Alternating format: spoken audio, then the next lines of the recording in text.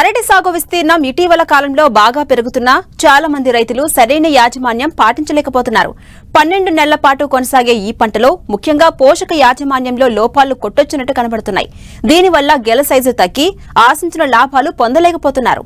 పిలకలు నాటిన నుంచి అరటిని విక్రయించేదాకా సమగ్ర ఎరువుల యాజమాన్యం చేపడితే మంచి దిగుబడులను తీయవచ్చంటున్నారు సీనియర్ శాస్త్రవేత్త డాక్టర్ పి. సుధా జాకబ్. అరటి తోటల సాగులో మొదటి 5 నెలల్లో చేపట్టే యాజమాన్య పద్ధతులే పంట ఎదుగుదలలో ప్రధాన పాత్ర పోషిస్తాయి. సమతుల్య సమగ్ర ఎరువుల యాజమాన్యం చేపడితేనే మంచి దిగుబడులు వస్తాయి. ఆరోగ్యంగా పెరిగిన చెట్లు అధిక బరువున్న గెలల దిగుబడికి దోహదపడతాయి. ముఖ్యంగా తొలి 5 నెలల్లో మొక్కలకు నిర్దేశించిన పోషకాలను సమయానుకూలంగా ఇవ్వాల్సి ఉంటుంది. ఎందుకంటే పంట 140 నుంచి 150 రోజుల సమయంలో గెలకు సంబంధించి గర్భం వచ్చే అవకాశముంటుంది. గెల తయారయ్యే సమయంలో ఎన్ని హస్తాలు వస్తాయి, ఒక్కో హస్తంలో ఎన్ని కాయలు ఉంటాయనే విషయం నిర్ధారణ అవుతుంది. అందుకోసం ముందుగా ఎలాంటి ఎరువులు వేయాలి, డ్రిప్ ఎరువులు ఏవి వాడాలి, పైపాటుగా ఏమి వేయాలనే విషయం తెలుసుకుని సమతుల్య ఎరువులు వాడాలి. సాధారణంగా రైతులు ఎకరా పొలానికి లెక్కగట్టి ఎరువులను అందిస్తూ ఉంటారు. ఇది సరైన పద్ధతి కాదు. అరటి సాగులో ప్రతి మొక్కకు సిఫారసు చేసిన ఎరువును ఎంచుకున్న రకం, సాగు చేస్తున్న నేలను అనుసరించి అందించాల్సి ఉంటుంది అంటారు ఘంటసాల కృషి విజ్ఞాన కేంద్రం సీనియర్ శాస్త్రవేత్త డాక్టర్ పి. సుధా జాకబ్. ఎరువుల యాజమాన్యంలో ప్రధానంగా మనం గుంటలోనే సింగిల్ సూపర్ ఫాస్ఫేట్ ఎరువుని 300 గ్రాములు ప్రతి గుంటలో వేసుకోవాల్సినటువంటి అవసరం ఉంటుంది. తర్వాత దశలో నత్రజని, పొటాషికి సంబంధించినటువంటి ఎరువుల్ని క్రమం తప్పకుండా వేయాల్సినటువంటి అవసరం ఉంటుంది. ఈ దీర్ఘకాలిక రకాలు అయితే దాదాపు 45 రోజులకు ఒకసారి ప్రతి మొక్కకి 50 గ్రాములు నత్రజని ఇచ్చేటువంటి ఎరువుని, 50 గ్రాములు పొటాష్ ఇచ్చేటువంటి ఎరువుని వేసుకున్నట్టయితే సరిపోతుంది. అదే మనకి స్వల్పకాలిక రకాల్లో కూడా దాదాపు 4 దఫాలు 5 దఫాలుగా ఎరువులు వేసుకోవాల్సినటువంటి అవసరం ఉంటుంది. అంటే ప్రతి మొక్కకి సారవంతమైనటువంటి నేలలు అయితే ప్రతి మొక్కకి 200 గ్రాములు నత్రజని ఇచ్చేటువంటి ఎరువులు, 200 గ్రాములు పొటాష్ ఇచ్చేటువంటి ఎరువులు వేసుకోవాలి.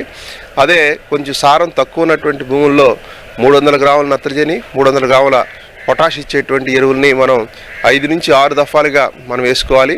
35 రోజుల వ్యవధిలో కానీ 30 రోజుల వ్యవధిలో కానీ వేసుకోవాల్సినటువంటి అవసరం ఉంటుంది.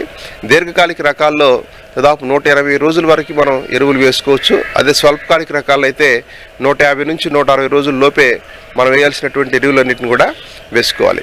టిష్యూ కల్చర్ అరటి మొక్కల పెంపకం చేపట్టినప్పుడు ఎరువుల యాజమాన్యంలో కొన్ని మెళకువలు పాటించాలి. ముఖ్యంగా అరటి మొక్కలు నాటినప్పుడు మొదటి దశలో ఎరువుల అవసరం తక్కువగా ఉంటుంది. మొక్కలు పెరిగే కొద్దీ ఎరువుల మోతాదును పెంచుకోవాలి. ఎక్కువ దఫాల్లో సిఫారసు చేసిన ఎరువులను ఇవ్వాల్సిన అవసరం ఉంటుంది. 15 రోజులకి, 30 రోజులకి, 40 రోజులకి ఒకసారి ఈ సిఫార్సు చేసినటువంటి నత్రజని ఎరువు అయితే ఒక 30-32 గ్రాములు ప్రతి మొక్కకి వేసుకోవాల్సిన అవసరం ఉంటుంది. అదే పొటాష్ ఎరువు అయితే దాదాపు ఒక 25 గ్రాములు ప్రతి మొక్క వేసుకోవాల్సినటువంటి అవసరం ఉంటుంది. తర్వాత 60 రోజుల తర్వాత 20 రోజులకు ఒకసారి 40-45 గ్రాములు నత్రజనిని, 30-35 గ్రాముల పొటాషియం ప్రతి మొక్కకి 20 రోజులకి, 80 రోజులకి, 100 రోజులకి వేసుకోవాల్సిన అవసరం ఉంటుంది. తర్వాత చివరి దశలో 30 రోజులు వ్యవధిలో మళ్ళీ 3 దఫాలుగా ఎరువులు వేసినట్టయితే వేసినటువంటి ఎరువులు మొక్కలు సమర్థవంతంగా ఉపయోగించుకొని అధిక దిగుబడి సాధించడానికి అవకాశం ఉంటుంది. ఈ టిష్యూ కల్చర్ మొక్కల్లో పెరుగుదల వేగవంతంగా ఉంటుంది కాబట్టి నిరంతరం ఈ విధంగా ఎరువుల్ని అందజేసినట్లయితే మొక్క త్వరగా పెరిగి మంచి దిగుబడి, నాణ్యమైనటువంటి గెలలు వేయడానికి అవకాశం ఉంటుంది. మామూలు పరిస్థితులు అయితే 4 నుంచి 5 సార్లు లేదా 6 సార్లు ఎరువులు వేసుకోవాలి 6 దఫాలుగా. అదే టిష్యూ కల్చర్ పిలకల్లో అయితే 8 నుంచి 9 దఫాలుగా వేసుకోవాల్సినటువంటి అవసరత ఉంటుందన్నమాట. ఈ ప్రధానమైనటువంటి భాస్వరం, నత్రజని, పొటాష్లే కాకుండా అరటి సాగుకు సూక్ష్మ పోషకాల యొక్క ఆవశ్యకత కూడా ఉంటుందన్నమాట. మనకు బోరాన్ ధాతు లోపం ఉన్నట్టయితే బోరాక్స్ మనకు మార్కెట్లో లభ్యమవుతా ఉంది. దీన్ని 1.5 గ్రాములు లీటర్ నీటి కలిపి మొక్కల మీద పిచికారి చేసుకోవాలి. అదే జింకు ధాతు లోపం కనపడినట్లయితే 2 గ్రాముల లీటర్ నీటి కలిపి పైపాటుగా పిచికారి చేసుకోవాలి. తర్వాత సల్ఫర్ మనకి కనపడినట్లయితే కూడా ఈ ధాతు లోపాన్ని సవరించాల్సినటువంటి అవసరం ఉంటుంది. తర్వాత మ్యాంగనీస్ కనపడినట్టయితే మ్యాంగనీస్ సల్ఫేట్ కూడా 2 గ్రాముల లీటర్ నీటి కలిపి పైపాటుగా పిచికారి చేసుకోవాల్సినటువంటి అవసరం ఉంటుంది అన్నమాట. ఈ పోషకాలు మనం పైపాటుగా పిచికారి చేసుకునేటప్పుడు అరటాకు మీద మనం ఏ మందు పిచికారి చేసినా కానీ నీరు తొందరగా జారిపోతూ ఉంటుంది కనుక తప్పనిసరిగా ప్రతి పిచికారిలో జిగురు మందు శాండవిట్ కానీ ధనవిట్ అనేటువంటి మందులను 1 లీటర్కి 1 మిల్లీలీటర్ కలిపి మనం చేసుకున్నట్టయితే మనం పిచికారి చేసినటువంటి మందు ద్రావణం మొక్కకి సరిగ్గా అతుక్కొని మొక్క పీల్చుకుంటానికి మొక్క తీసుకుంటానికి అవకాశం ఉంటుంది. కాబట్టి ఈ యొక్క సూచనలు మనం పాటించాల్సినటువంటి అవసరం ఉంటుంది. అరటి సాగులో నీటి యాజమాన్యం కూడా చాలా ముఖ్యం. అవసరాన్ని బట్టి నీటి తడులను అందించాలి.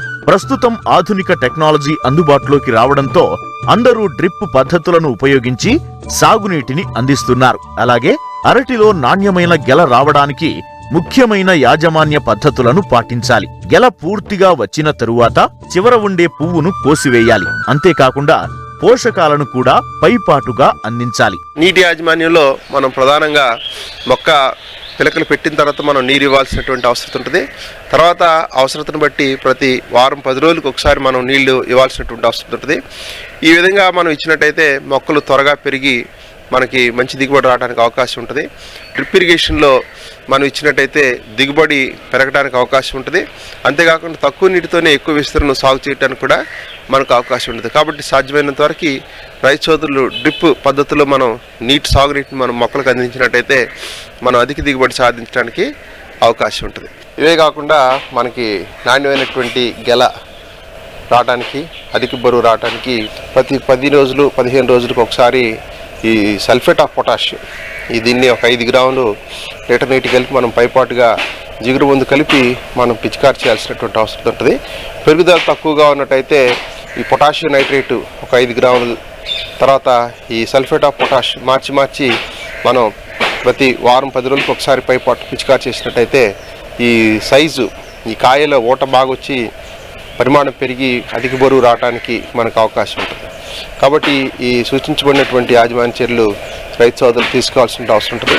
ఈ విధంగా పోషక యాజమాన్యంలో సరైన జాగ్రత్తలు తీసుకుంటే గెల సైజు బాగా వచ్చి ఎకరాకు 30 నుంచి 40 టన్నుల దిగుబడి సాధించవచ్చు. అధిక సాంద్రత పద్ధతిలో మొక్కలు నాటి 50 టన్నుల దిగుబడి సాధిస్తున్న రైతులు మన మధ్య అనేక మంది ఉన్నారు.